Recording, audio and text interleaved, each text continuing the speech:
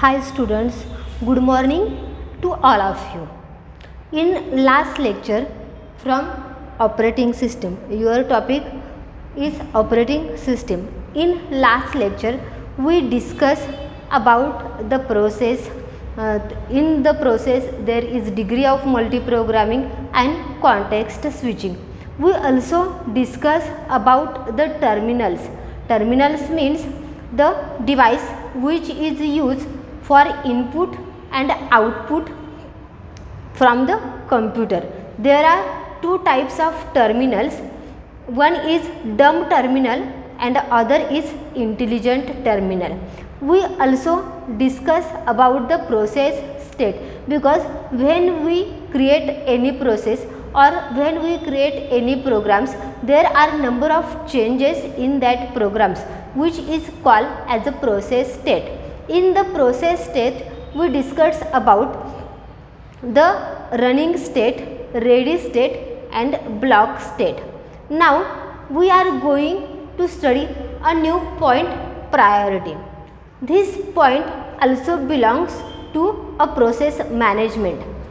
Process management जे system calls आहेत त्या सिस्टीम कॉल्समध्ये आपण प्रायोरिटी हा एक कॉल बघितला होता की टू चेंज द प्रायोरिटी. आता इथं आपल्याला डिस्कस करायचे ते कशाशी रिलेटेड, तर what is mean by priority. आता ज्याला आपण असं म्हणतो की आपला कम्प्युटर जो आहे किंवा आपली ऑपरेटिंग सिस्टीम जी आहे ती कशी आहे, तर multi user and multitasking. Multitasking means there are number of programs which are under executions. Simultaneously there are number of process which are under execution. म्हणजेच काय, तर एका वेळेला नंबर ऑफ प्रोसेस कशा असतात, तर एक्झिक्युशनसाठी असतात. मग अशा वेळेला कोणत्या प्रोसेसला प्रेफरन्स द्यायचा आणि कोणती प्रोसेस फर्स्ट एक्झिक्युशनला घ्यायची आणि कोणती प्रोसेस लास्ट एक्झिक्युशनला घ्यायची हे कशावरती डिपेंड असतं, तर त्याच्या प्रायोरिटीवरती डिपेंड असतं. मग ह्या प्रायोरिटी कोणकोणत्या टाईपच्या आहेत ते आपण इथं डिस्कस करणार आहोत. जर तुम्ही एखाद्या प्रोग्रामला प्रायोरिटी कोणतीच दिली नाही, फॉर एक्झाम्पल मी 4 प्रोसेस रनिंगसाठी सेंड केल्या आहेत आणि त्या 4ही प्रोसेसला मी प्रायोरिटी मेन्शन केली नाही आहे, त्यावेळेला जी प्रायोरिटी त्याला CPU मेन्शन करतं किंवा असाइन करतं त्याला काय म्हटलं जातं, तर डिफॉल्ट प्रायोरिटी. आपण नॉर्मली ज्या वेळेला प्रोग्रामिंग करतो त्यावेळेला त्याच्यासाठी आपण कोणतीच प्रायोरिटी मेन्शन करत नाही. मग ते जे काही प्रोग्राम्स आहेत ते प्रोग्राम्स डिफॉल्ट प्रायोरिटीनं काय केले जातात, तर रन केले जातात, एक्झिक्यूट केले जातात आणि नंतर टर्मिनेट केल्या जातात. आता ह्या प्रायोरिटी कधी वापरल्या जातात, तर ज्यावेळेला तुम्ही मल्टी थ्रेडिंग कराल किंवा ज्यावेळेला तुम्ही जावा लँग्वेज शिकाल त्यावेळेला त्या जावा लँग्वेजमध्ये मल्टी थ्रेडिंग हा एक कन्सेप्ट आहे आणि त्या मल्टी थ्रेडिंगमध्ये काय केलं जातं, तर प्रायोरिटी वापरली जाते. म्हणजे कोणता थ्रेड हा एक्झिक्युशनला फर्स्ट गेला पाहिजे किंवा कोणत्या थ्रेडचं एक्झिक्युशन पहिल्यांदा झालं पाहिजे ती प्रायोरिटी काय करत असते, सांगत असते. ज्या प्रोसेससाठी तुम्ही प्रायोरिटी जास्त द्याल ती प्रोसेस काय केली जाते, एक्झिक्युशनला पहिल्यांदा घेतली जाते आणि ज्या प्रोसेसला प्रायोरिटी कमी असेल ती प्रोसेस एक्झिक्युशनला लास्टली दिली जाते. फॉर एक्झाम्पल मी जर 4 प्रोसेस रनिंगसाठी पाठवलेत, प्रोसेस P1, P2, P3 आणि P4, ह्या 4 माझ्या प्रोसेस ज्या आहेत त्या मी एक्झिक्युशनसाठी सेंड केल्यात. पण जर मी इथं कोणतीच त्याला प्रायोरिटी मेन्शन केली नाही, तर ज्या पद्धतीने ह्या प्रोसेस सिक्वेन्शियली एक्झिक्युशनला जातील त्याच पद्धतीनं त्याचं काय केलं जाईल, एक्झिक्युशन केलं जाईल. म्हणजे इथं काय केला जातो, तर फर्स्ट इन फर्स्ट आउट हा अल्गोरिदम तिथं वापरला जातो. पहिल्यांदा जर मी प्रोसेस P1 एक्झिक्युशनसाठी पाठवली असेल तर पहिल्यांदा P1चं एक्झिक्युशन केलं जाईल, कारण मी इथं प्रायोरिटी कुणालाही मेन्शन केलेली नाही आहे. नंतर मी जर प्रोसेस 2 एक्झिक्युशनसाठी पाठवली असेल तर प्रोसेस 2चं एक्झिक्युशन केलं जाईल, नंतर प्रोसेस 3चं केलं जाईल आणि नंतर प्रोसेस 4चं. म्हणजे ज्या पद्धतीनं तुम्ही प्रोसेस एक्झिक्युशनसाठी सेंड करताय त्याच पद्धतीनं काय केल्या जातात, त्या एक्झिक्यूट केल्या जातात आणि त्या टर्मिनेट होऊन परत बाहेर टाकल्या जातात. पण आपण काय करू शकतो, तर एक्सटर्नली प्रायोरिटी मेन्शन करू शकतो. म्हणजे ह्या 4 प्रोसेसपैकी मी जर प्रोसेस नंबर 4 जी आहे त्या प्रोसेस नंबर 4ला जर प्रायोरिटी सांगितली तर काय केलं जाईल, ह्या तिन्ही प्रोसेसच्या अगोदर प्रोसेस 4 एक्झिक्यूट केली जाईल, कारण मी तिला प्रायोरिटी मेन्शन केलेली आहे. लक्षात आलं. प्रायोरिटी कशासाठी मेन्शन केली जाते, तर ज्याला नंबर ऑफ प्रोसेस ह्या रनिंग स्टेटमध्ये सायमल्टेनियसली असतात त्यावेळेला त्या नंबर ऑफ प्रोसेसमधून कोणाला प्रेफरन्स द्यायचा हे कशावरती डिपेंड असतं, तर त्याला जर तुम्ही प्रायोरिटी मेन्शन केली असेल त्याच्यावरती ते डिपेंड असतं. मग या 3 टाईपच्या प्रायोरिटी आपल्याकडे आहेत. पहिला आहे एक्सटर्नल प्रायोरिटी. आता what is mean by external priority, तर ज्या वेळेला तुम्ही एखादी प्रोसेस एक्झिक्युशनसाठी पाठवता त्या प्रोसेससोबतच जर तुम्ही त्याची प्रायोरिटी मेन्शन केली असेल, म्हणजे ती प्रायोरिटी कशी झाली, तर एक्सटर्नली मेन्शन केली. ऑपरेटिंग सिस्टीम तर डिसाईड करणारच आहे, पण ऑपरेटिंग सिस्टीम डिसाईड करायच्या अगोदर तुम्ही त्याची प्रायोरिटी सांगितली आहे. मग अशा वेळेला ती प्रायोरिटी कशी असते, तर एक्सटर्नल प्रायोरिटी असते. लक्षात आलं. एक्सटर्नल प्रायोरिटी म्हणजे काय, तर ज्या वेळेला तुम्ही एखादी प्रोसेस एक्झिक्युशनसाठी सेंड करताय त्यावेळेला त्या प्रोसेससोबत जर त्याची प्रायोरिटी मेन्शन केली असेल एक्सटर्नली तर त्याला एक्सटर्नल प्रायोरिटी म्हणतात. मग त्या ज्या काही तुम्ही सायमल्टेनियसली प्रोसेसेस आहेत त्या प्रोसेसपैकी मी जर P4ला प्रायोरिटी दिली असेल 6, प्रायोरिटी ही नेहमी कशामध्ये दिली जाते, तर त्याच्यासाठी नंबर यूज केला जातो. 1 to 10 नंबर हे त्याच्यासाठी यूज केले जातात. बाय डिफॉल्ट जी प्रायोरिटी असते ती प्रायोरिटी 5 असते. म्हणजे इथं मी प्रोसेस 4 जी आहे त्याच्यासाठी प्रायोरिटी जर मेन्शन केली असेल 6 आणि इथं प्रोसेस P1, P2 आणि प्रोसेस P3 ह्या 4ही प्रोसेस ज्या वेळेला एक्झिक्युशनला जातील त्याला ह्या तिन्ही प्रोसेसची प्रायोरिटी असणार आहे डिफॉल्ट प्रायोरिटी की जी 5 असणार आहे. पण मी जी प्रोसेस 4 एक्झिक्युशनला पाठवली त्याची प्रायोरिटी आहे 6. मग अशा वेळेला काय केलं जाईल, तर सगळ्यात अगोदर तुमची कोणती प्रोसेस एक्झिक्यूट केली जाईल, तर P4 प्रोसेस एक्झिक्यूट केली जाईल, कारण तिच्यासाठी प्रायोरिटी किती मेन्शन केली आहे 6 आणि ती प्रायोरिटी कशी आहे, तर सगळ्यात जास्त प्रायोरिटी आहे आणि ते एक्सटर्नली मेन्शन केली आहे. मग राहिले नंतर 3 प्रोसेस. मग याच्यामध्ये सगळ्यांना डिफॉल्ट प्रायोरिटी असणार आहे 5. मग ते ज्या पद्धतीनं त्यांना टाईम पिरियड असणार आहे त्या पद्धतीनं काय केलं जाईल, त्यांचं एक्झिक्युशन केलं जाईल. नेक्स्ट आहे परचेस प्रायोरिटी. परचेस प्रायोरिटी म्हणजे काय, तर तुम्ही प्रायोरिटी विकतही घेऊ शकता किंवा तुमच्या प्रोग्रामला किंवा तुमच्या प्रोसेसला जर प्रायोरिटीची डिमांड असेल तर अशा वेळेला तुम्हाला काय केली जाते, प्रायोरिटी परचेस केली जाते आणि तिथंसुद्धा ज्यांची प्रायोरिटी जास्त असेल अशा प्रोसेस पहिल्यांदा एक्झिक्यूट केल्या जातात आणि ज्याची प्रायोरिटी कमी आहे त्या प्रोसेस काय केल्या जातात, लास्टला एक्झिक्यूट केल्या जातात. परचेस म्हणजे लक्षात आलं की तुम्ही प्रायोरिटी विकत घेऊ शकता किंवा ऑपरेटिंग सिस्टीमला त्याची डिमांड करू शकता की we want a purchase priority for that process. मग अशी परचेस प्रायोरिटी ज्या प्रोसेसकडं आहे ती प्रोसेस पहिल्यांदा एक्झिक्युशनला घेतली जाते आणि रिमेनिंग ज्या काही प्रोसेस आहेत त्याचं एक्झिक्युशन लॅटर केलं जातं. आणि थर्ड जो प्रायोरिटीचा टाईप आहे तो आहे इंटरनल प्रायोरिटी.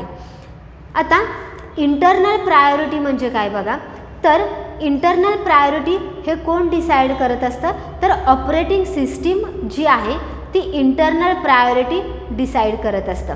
मग ज्याला तुम्ही प्रोग्रामला किंवा प्रोसेसला कोणतीच प्रायोरिटी देत नाही त्याला ऑपरेटिंग सिस्टीममध्ये त्याची प्रायोरिटी मेन्शन केली जाते किंवा ऑपरेटिंग सिस्टीममध्ये काही अल्गोरिदम्स आहेत किंवा काही प्रोग्राम्स राईट डाऊन केलेले असतात ऑलरेडी की जे काय करतात त्याची प्रायोरिटी डिसाईड करतात. मग हे इंटरनल प्रायोरिटी डिसाईड करण्यासाठी तुमची जी ऑपरेटिंग सिस्टीम आहे त्याच्यामध्ये हे 2 अल्गोरिदम्स यूज केले जातात. पहिला अल्गोरिदम आहे शॉर्टेस्ट जॉब फर्स्ट अल्गोरिदम. त्याच अल्गोरिदमला काय म्हटलं जातं, तर SJF अल्गोरिदम असंही त्याला म्हटलं जातं. आता शॉर्टेस्ट जॉब फर्स्ट म्हणजे काय ते बघूया. सपोज मी ह्या 4 ज्या प्रोसेसेस आहेत त्या एक्झिक्युशनला पाठवल्या आहेत. आता इथं प्रायोरिटीकडे तुम्ही लक्ष देऊ नका, ती प्रायोरिटी मी काढून टाकलेली आहे. म्हणजे 4ही प्रोसेस काय केल्या तर मी एक्झिक्युशनला पाठवलेल्या आहेत आणि त्यांना प्रायोरिटी कोणतीही दिलेली नाही आहे. ज्या वेळेला कोणतीही प्रायोरिटी नसेल त्यावेळेला त्यांच्यासाठी जी प्रायोरिटी असाइन केली जाते ती प्रायोरिटी कशी असते तर डिफॉल्ट प्रायोरिटी असते. मग ही जी डिफॉल्ट प्रायोरिटी असेल त्यावेळेला मग ऑपरेटिंग सिस्टीम काय करत असतं तर त्याच्यासाठी अल्गोरिदम्स आहेत की ह्या प्रोसेस कशा एक्झिक्यूट करायच्या. पहिला एक मी तुम्हाला सांगितला की फर्स्ट इन फर्स्ट आउट, म्हणजे जी प्रोसेस एक्झिक्युशनला पहिल्यांदा जाईल तिचं पहिल्यांदा एक्झिक्युशन केलं जाईल. जी प्रोसेस एक्झिक्युशनला लास्टला जाईल तिचं एक्झिक्युशन लास्टला केलं जाईल. या पद्धतीने सुद्धा ऑपरेटिंग सिस्टीम काय करत असतं तर प्रोसेसचे एक्झिक्युशन करत असतं. याच्यामध्ये shortest job first, shortest job फर्स्टमध्ये काय केलं जातं तर ज्या प्रोसेससाठी टाईम पिरियड कमी लागणार आहे ती प्रोसेस काय केली जाते तर सगळ्यात अगोदर एक्झिक्युशनला घेतली जाते. म्हणजे मी ह्या 4 प्रोसेस जर एक्झिक्युशनला पाठवल्या असतील त्यातल्या प्रोसेस 4साठी जर माझ्याकडे 10 मिनिट्स एवढा टाईम लागणार आहे, प्रोसेस 3साठी मला टाईम लागणार आहे 50 मिनिट्स, प्रोसेस 2साठी मला टाईम लागणार आहे 7 मिनिट्स आणि प्रोसेस 1साठी टाईम लागणार आहे 25 मिनिट्स. हे टाईम मला लागणार आहेत की ते प्रोसेस कंप्लीट व्हायला. मग अशा प्रोसेस ज्या वेळेला एक्झिक्युशनसाठी सेंड केल्या जातात त्यावेळेला याच्यातला कमी रिक्वायर्ड टाईम कुणाचा आहे तर प्रोसेस 2 की जिच्यासाठी फक्त 7 मिनिट लागणार आहेत एक्झिक्युशनसाठी. मग अशा प्रोसेस काय केल्या जातात तर सगळ्यात अगोदर एक्झिक्यूट केल्या जातात. म्हणजे ज्या प्रोसेससाठी CPU टाईम जो आहे तो CPU टाईम कमी लागणार आहे, कमी वेळेमध्ये त्या प्रोसेस कंप्लीट होतील आणि त्यांना अवेलेबल जे काही मेमरी असेल ती मेमरीसुद्धा कमी असेल, अशा प्रोसेसेस काय केल्या जातात तर पहिल्यांदा एक्झिक्यूट केल्या जातात. मग यामुळे काय होतं तर तुमचे number of satisfy users increase होतात. म्हणजे एक जर माझ्याकडे 50 प्रोसेस मी एक्झिक्युशनला सेंड केले असेल आणि त्यातल्या जर 30 प्रोसेस ज्या असतील त्यांच्यासाठी टाईम पिरियड कमी लागत असेल तर 30 प्रोसेस तुमच्या एक्झिक्यूट केल्या जाणार आहेत पहिल्यांदा आणि रिमेनिंग प्रोसेस 20 ज्या आहेत त्या 20 प्रोसेस राहणार आहेत. म्हणजे नंबर ऑफ प्रोसेस कंप्लीट जे आहेत त्याचा ग्राफ जो आहे तो नक्कीच काय होणार आहे इन्क्रीज होणार आहे. म्हणजेच इथं काय होणार आहे तर नंबर ऑफ सॅटिस्फाई युजर्स जे आहेत त्यांची इन्क्रीमेंट होणार आहे किंवा त्यांची संख्या वाढणार आहे. मग राहिले कुणाचे पोस्टपोन केलेले जॉब असतात तर ज्यांना टाईम हा जास्त लागतो प्रोसेस कंप्लिशनसाठी, मग त्या राहिलेल्या प्रोसेसमध्ये परत कुणाला टाईम कमी लागणार आहे त्या पद्धतीनं काय केलं जातं प्रोसेसचं एक्झिक्युशन केलं जातं आणि ज्या प्रोसेसला सगळ्यात जास्त टाईम लागणार आहे अशी प्रोसेस काय केली जाते तिथं लास्टला एक्झिक्यूट केली जाते. म्हणजे या पद्धतीनं तुमच्या काय केल्या जातात प्रोसेस एक्झिक्यूट केल्या जातात. लक्षात आलं. शॉर्टेस्ट जॉब फर्स्ट म्हणजे काय तर ज्या प्रोसेससाठी CPUचा टाईम जो आहे तो CPUचा टाईम कमी लागणार आहे अशा प्रोसेस पहिल्यांदा एक्झिक्यूट केल्या जातात आणि ज्या प्रोसेससाठी CPUला जास्त टाईम लागणार आहे अशा प्रोसेस काय केल्या जातात तर डिले केल्या जातात.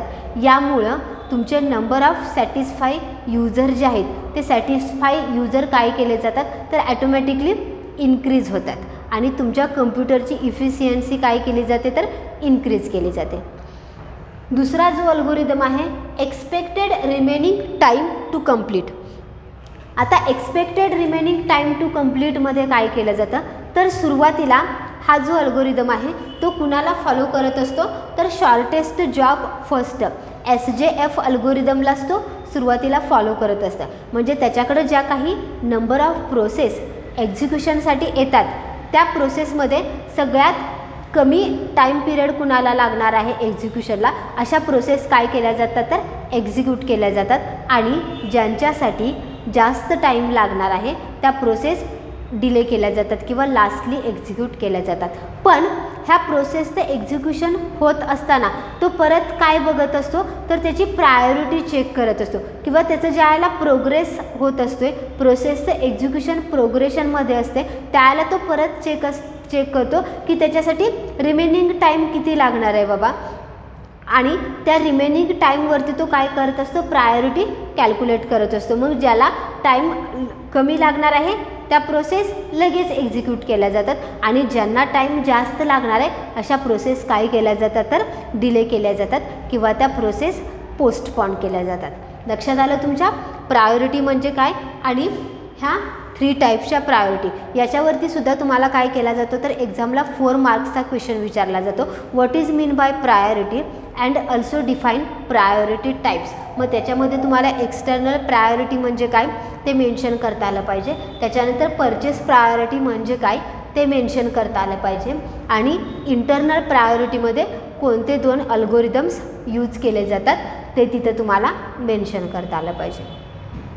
आता नेक्स्ट पॉईंट जो बघणार आहे तो आहे शेड्युलिंग फिलॉसॉफी.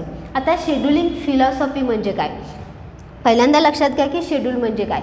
शेड्यूल म्हणजे काय की एक ठराविक टाईम पिरियड तुम्हाला अलोकेट केला जातो आणि त्या ठराविक टाईम पिरियडमध्ये तुम्हाला काय दिलं जातं तर वर्क दिलं जातं आणि त्या टाईम पिरियडमध्येच तुम्हाला ते वर्क डन करायचं असतं. त्याला आपण काय म्हणतो तर शेड्यूल म्हणतो. मग कम्प्युटर असेल किंवा तुमचा CPU असेल तो काय करत असतो तर शेड्यूल करत असतो, कारण नंबर ऑफ प्रोसेस काय केल्या जातात तिथं रन केल्या जातात. मग ह्या नंबर ऑफ प्रोसेस ज्यावेळेला रन केल्या जातात त्यावेळेला त्याचं मॅनेजमेंट करणं ही तितकंच गरजेचं आहे. कारण जर CPU किंवा ऑपरेटिंग सिस्टीममध्ये असे अल्गोरिदम्स जर मेन्शन केले नसतील प्रोसेस मॅनेजमेंटसाठी तर तुमच्या CPUवरती बर्डन येऊ शकतं किंवा CPUवरती लोड येऊ शकतो नंबर ऑफ प्रोसेसचा आणि तुमचा CPU काय होऊ शकतो, हँग होऊ शकतो आणि तुमचं कम्प्युटरचं वर्कसुद्धा कसं होऊ शकतं तर स्लो होऊ शकतं. मग त्याच्यासाठी काय केल्या जातात तर ह्या शेड्यूल फिलॉसॉफीज तयार केल्या जातात. शेड्युलिंग फिलॉसॉफी कोण तयार करतं तर ऑपरेटिंग सिस्टीममध्येच ह्या मेन्शन केल्या जातात. मी तुम्हाला मागंही सांगितलं होतं की ज्यावेळेला एखादी प्रोसेस एक्झिक्युशनसाठी जाते त्यावेळेला त्याच्यासाठी CPU काय करतं किंवा ऑपरेटिंग सिस्टीम काय करतं तर एक ठराविक टाईम पिरियड असाइन करतं. त्यालाच आपण काय म्हणतो तर टाईम स्लाइस म्हटलं जातं.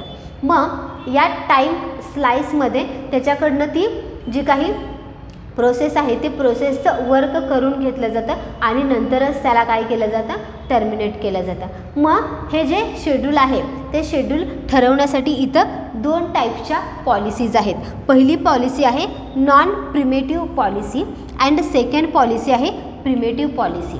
आता नॉन प्रिमेटिव्ह पॉलिसीमध्ये बघा काय होतं तर इथं नॉन प्रिमेटिव्ह पॉलिसीमध्ये जर 2 प्रोसेस ह्या रनिंग स्टेटमध्ये असतील, एक प्रोसेस माझी ऑलरेडी एक्झिक्युशनसाठी सुरू आहे आणि अशा वेळेला जर युजरने अजून एखादी प्रोसेसला एक्झिक्युशनसाठी पाठवलं तर नॉर्मली काय होतं तर पहिली जी प्रोसेस आहे ती काय करते तिचं एक्झिक्युशन थांबवते आणि नवीन जी प्रोसेस आहे तिला काय केला जातो एक्झिक्युशनमध्ये चान्स दिला जातो. त्यालाच आपण काय म्हणतो तर इंटरप्ट म्हणतो.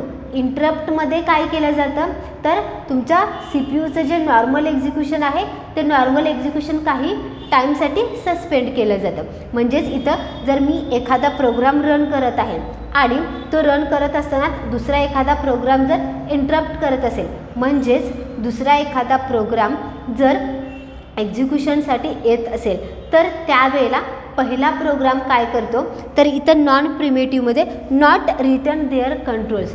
त्यावेळेला पहिला जो प्रोसेस रनिंगमध्ये आहे ती काय करते तर तिच्याकडे जे काही कंट्रोल्स आहेत तिच्याकडचे कंट्रोल्स म्हणजे काय तर तिला अवेलेबल करून दिलेली मेमरी असेल किंवा त्याला अलोकेट केलेले जे काही रिसोर्सेस असेल ती सोडत नाही. नॉट रिटर्न म्हणजे जरी नवीन एखादी प्रोसेसनं एंट्री केली तरी तिला जे काही रिसोर्सेस दिलेले आहेत किंवा तिला जी मेमरी अलोकेट केलेली आहे ती मेमरी काय करत नाही ती सोडत नाही. जरी नवीन आलेली प्रोसेसला हायर प्रायोरिटी असेल म्हणजे माझं प्रोसेस 1चं एक्झिक्युशनचं काम सुरू आहे आणि त्याच वेळेला एक नवीन प्रोसेस एंटर करते आणि तिला माझ्यापेक्षा जास्त जर प्रायोरिटी असेल तर काय करतो नॉर्मली CPU माझं एक्झिक्युशन थांबवणार आहे आणि नवीन आलेली जी काही प्रोसेस आहे त्याला एक्झिक्युशनला चान्स देणार आहे. पण नॉन प्रिमेटिव्ह पॉलिसीमध्ये काय करतं तर जिचं एक्झिक्युशन सुरू आहे ज्या प्रोसेसचं एक्झिक्युशन सुरू आहे ती प्रोसेस काय करत असते तर नॉट रिटर्न देअर कंट्रोल. ती काय करते तर तिचा कंट्रोल सोडत नाही. जरी नवीन एखादी प्रोसेस एंटर झाली, तिला हायर प्रायोरिटी असेल तरीही ती काय करत नाही, तिचे कंट्रोल सोडत नाही. मग जोपर्यंत ती स्वतः सरेंडर होत नाही तोपर्यंत त्या नवीन प्रोसेसला आतमध्ये एक्झिक्युशनसाठी परवानगी देण्यात येत नाही. लक्षात आलं. नॉन प्रिमेटिव्हमध्ये काय, तर जी एक्झिक्युटिंग प्रोसेस आहे ती प्रोसेसिंग जोपर्यंत स्वतःहून सरेंडर करत नाही, तिच्याकडे असलेले रिसोर्सेस जोपर्यंत ती स्वतःहून रिलीज करत नाही तोपर्यंत जरी एखादी हायर प्रायोरिटी असलेली प्रोसेसनं एक्झिक्युशनसाठी एंट्री केली असेल तरी तिचं एक्झिक्युशन काय केलं जातं, तर वेट थांबवलं जातं तिला. आणि जोपर्यंत पहिली प्रोसेस स्वतःहून सरेंडर होत नाही तोपर्यंत नवीन प्रोसेसला एक्झिक्युशनसाठी चान्स दिला जात नाही. नेक्स्ट आहे ते आहे प्रिमेटिव्ह पॉलिसी. आता प्रिमेटिव्ह पॉलिसी म्हणजे काय बघा, तर प्रिमेटिव्ह पॉलिसी याच्याबरोबर विरुद्ध आहे. इथं जर एखाद्या प्रोसेसचं एक्झिक्युशनचं काम सुरू असेल आणि ती प्रोसेसचं एक्झिक्युशनचं काम सुरू असताना तिला CPU मेमरी अवेलेबल करून दिली असणार आहे. जे काही रिसोर्सेस असतील ते रिसोर्सेस तिला अलोकेट केले असतील. मग तिचं एक्झिक्युशन सुरू असताना ज्याला एखादी हायर प्रायोरिटीची प्रोसेस एंटर करते एक्झिक्युशनसाठी, त्याला पहिली प्रोसेस जी आहे P1 ती काय करते, तर तिनं अलोकेट केलेले जे काही रिसोर्सेस आहेत, मेमरी आहे, ती काय करते तर स्वतःहून सोडून देते आणि नवीन प्रोसेसला एक्झिक्युशनला चान्स देते. त्याला काय म्हटलं जातं, प्रिमेटिव्ह पॉलिसी. मग आपल्या कम्प्युटरमध्ये किंवा आपल्या CPUमध्ये या दोन्हीपैकी कोणती पॉलिसी असणार आहे, तर ही प्रिमेटिव्ह पॉलिसी काय केली जाते, मोस्टली यूज केली जाते. जर ही पॉलिसी आपण यूज केली तर काय होणार आहे, तुमच्या नवीन येणाऱ्या ज्या काही प्रोसेसेस आहेत त्या प्रोसेसेस स्टॉप केल्या जातील. पहिलीचं जोपर्यंत एक्झिक्युशन होत नाही प्रोसेसचं तोपर्यंत नवीन लोकांना चान्स दिला जाणार नाही आणि त्यामुळे तिथं CPUवरती काय होऊ शकतं, तर प्रोसेसचा लोड येऊ शकतो आणि मग तुमची शेड्यूलची फिलॉसॉफी तिथं ड्रॉबॅक देणार आहे तुम्हाला किंवा तुमच्या ज्या काही कम्प्युटर आहे तो कम्प्युटर कसा होईल, स्लो होईल. त्याच्यासाठी तुमच्या कम्प्युटरमध्ये कोणती पॉलिसी यूज केली जाते, तर प्रिमेटिव्ह पॉलिसी यूज केली जाते की ज्याच्यामध्ये प्रोसेस जी आहे एक्झिक्युटिंगला चालू ती प्रोसेस स्वतःहून सरेंडर करते. ज्याला एखादी नवीन प्रोसेस एक्झिक्युशनला एंटर करत असते त्याला तिनं अलोकेट केलेली जी काही मेमरी असेल किंवा जे काही रिसोर्सेस असतील ती स्वतःहून काय करत असते, नवीन येणाऱ्या प्रोसेसला देत असते. याच्यावरती सुद्धा तुम्हाला 3 मार्काचा क्वेश्चन विचारला जातो की डिस्क्राईब द शेड्युलिंग फिलॉसॉफी. मग याच्यामध्ये तुम्हाला ह्या पहिल्यांदा शेड्युलिंग म्हणजे काय त्याची तुम्हाला डेफिनेशन तिथं देणं गरजेचं आहे आणि त्याच्यानंतर तुम्हाला ह्या ज्या 2 प्रिमेटिव्ह आणि नॉन प्रिमेटिव्ह ह्या ज्या पॉलिसीज आहेत की जे CPU यूज करतं ते तुम्हाला तिथं सांगावं लागणार आहे. नेक्स्ट पॉईंट आहे तो आहे मल्टीटास्किंग अँड टाईम शेअरिंग. आता मल्टीटास्किंग म्हणजे काय, तर ऑपरेटिंग सिस्टीमची एक फीचर आहे. म्हणजे सगळ्या आत्ता ज्या आपण सगळ्या ऑपरेटिंग सिस्टीम बघतो त्या सगळ्या ऑपरेटिंग सिस्टीम्स कशा आहेत, तर मल्टीटास्किंग आहेत. मग या मल्टीटास्किंग म्हणजे काय, तर एका वेळेला तुम्ही नंबर ऑफ टास्क कंप्लीट करू शकता किंवा CPUची कॅपॅबिलिटी आहे की नंबर ऑफ टास्क तो काय करत असतो, तर ॲट अ टाईम परफॉर्म करत असतो. म्हणून त्याला काय म्हटलं जातं, तर मल्टीटास्किंग. लक्षात आलं. मल्टीटास्किंग म्हणजे काय, तर CPU जो आपला आहे तो सायमल्टेनियसली नंबर ऑफ प्रोसेसवरती वर्क करत असतो आणि त्यालाच काय म्हटलं जातं, मल्टीटास्किंग. मग हे मल्टीटास्किंग करत असताना तो काय करत असतो, तर टाईम शेअरिंग करत असतो. टाईम शेअरिंग म्हणजे काय, तर नंबर ऑफ प्रोसेस ज्या वेळेला एक्झिक्युशनसाठी पाठवल्या जातात त्यावेळेला त्यांच्यासाठी टाईम मॅनेजमेंट करणं गरजेचं आहे. कारण प्रत्येकाला जर तुम्ही टाईम दिला नाही, एक स्पेसिफिक टाईम इंटरवल जर मेन्शन केलं नाही तर प्रोसेस कितीही वेळ ती चालू शकते आणि त्यामुळं काय होतं, तर नंबर ऑफ वेटिंग प्रोसेसची संख्या काय होते, तिथं इन्क्रीज होत जाते. मग त्यासाठी CPU जो आहे तो काय करत असतो, तर टाईम शेअरिंग करत असतो. म्हणजे प्रत्येक प्रोसेसला एक ठराविक टाईम इंटरवल असाइन करतो आणि त्या जी काही त्याला टाईम इंटरवल असाइन केलं आहे त्याच्यामध्ये त्याच्याकडून काय केलं जातं, तर वर्क करून घेतलं जातं आणि त्या टाईम इंटरवललाच काय म्हटलं जातं, तर टाईम शेअरिंग. आता हे टाईम शेअरिंग जे आहे ते टाईम शेअरिंग मेनली कुठे केलं जातं, तर तुमच्या कम्प्युटरला जर नंबर ऑफ टर्मिनल्स अटॅच असतील, म्हणजे फॉर एक्झाम्पल आपण जर एखादं ऑर्गनायझेशन बघितलं, बिझनेस ऑर्गनायझेशन असेल किंवा कम्प्युटर लॅब असेल, तिथं काय केलं जातं तर एक मेन सर्व्हर तिथं असतो आणि त्या सर्व्हरला बाकीचे कम्प्युटर्स काय केले जातात तर अटॅच केले जातात. मग अशा वेळेला एक जो सर्व्हर आहे त्याला डिफरंट टाईपचे टर्मिनल अटॅच केले जातात. मग प्रत्येक टर्मिनलकडून त्याला काय करत असते तर रिक्वेस्ट येत असते आणि त्या रिक्वेस्टला रिस्पॉन्स देणं हे सर्व्हरचं काम आहे. मग अशा वेळेला सुद्धा काय केलं जातं तर टाईम शेअरिंग केलं जातं. म्हणजे प्रत्येक टर्मिनलला एक ठराविक टाईम स्लाइस दिला जातो आणि त्या टाईम स्लाइसमध्ये काय केलं जातं तर त्यानं जी काही रिक्वेस्ट केलेली आहे त्याला ते रिस्पॉन्स द्यावं लागतं. लक्षात आलं की या लेक्चरला आपण काय काय स्टडी केलं आहे. पहिला पॉईंट बघितला होता तो प्रायोरिटीचा बघितला होता. प्रायोरिटीमध्ये आपण काय बघितलं तर ज्या वेळेला नंबर ऑफ प्रोसेस एक्झिक्युशनसाठी जातात त्याला प्रेफरन्स कुणाला द्यायचा ते कोण ठरवतं तर तिला मेन्शन केलेली प्रायोरिटी ठरवत असते. मग ज्याची प्रायोरिटी जास्त असेल अशा प्रोसेस पहिल्यांदा एक्झिक्यूट केल्या जातात आणि ज्याची प्रायोरिटी कमी असेल त्या प्रोसेस नंतर एक्झिक्यूट केल्या जातात. याच्यामध्ये 3 टाईप्सच्या प्रायोरिटीज आपण बघितली. पहिली प्रायोरिटी आहे एक्सटर्नल प्रायोरिटी. एक्सटर्नल प्रायोरिटीमध्ये आपण बघितलं की ज्या वेळेला प्रोसेस एक्झिक्युशनसाठी सेंड केली जाते त्याच्यासोबतच त्याची प्रायोरिटी मेन्शन केली जाते. मग तिथं ज्याची प्रायोरिटी जास्त असेल त्या प्रोसेसला पहिल्यांदा एक्झिक्युशन मिळतं.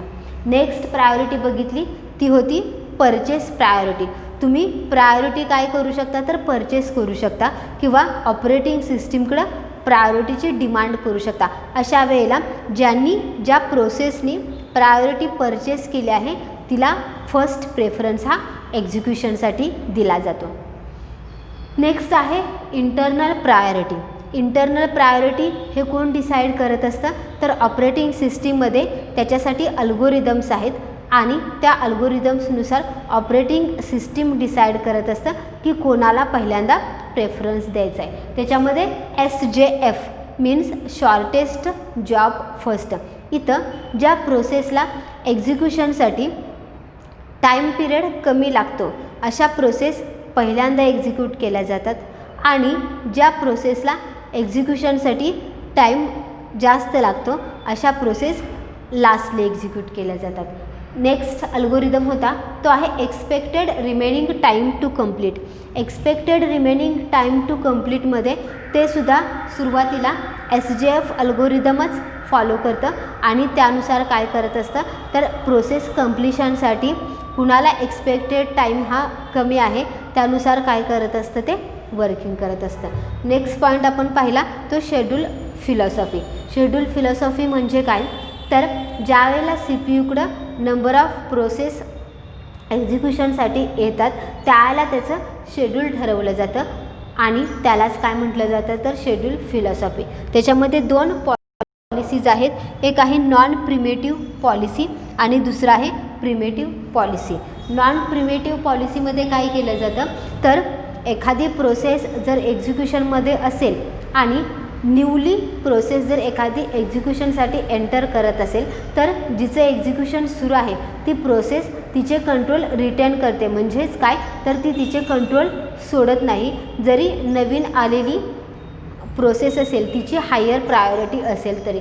पण प्रिमेटिव्ह पॉलिसीमध्ये काय करते तर ज्या प्रोसेसचं एक्झिक्युशन सुरू आहे आणि जर एखादी नवीन प्रोसेस एंटर करत असेल एक्झिक्युशनसाठी तर जिचं एक्झिक्युशन सुरू आहे ती प्रोसेस तिला दिलेले रिसोर्सेस जे आहेत किंवा तिला दिलेली मेमरी काय करते सोडून देते आणि ती नवीन प्रोसेससाठी यूज केली जाते. त्याच्यानंतर आपण पाहिलं की मल्टीटास्किंग आणि टाईम शेअरिंग ह्या 2 कन्सेप्ट पाहिला. लक्षात आलं. याच्या नेक्स्टचा जो पार्ट असेल ते आपण नेक्स्ट लेक्चरला बघू. Thank you and have a nice day.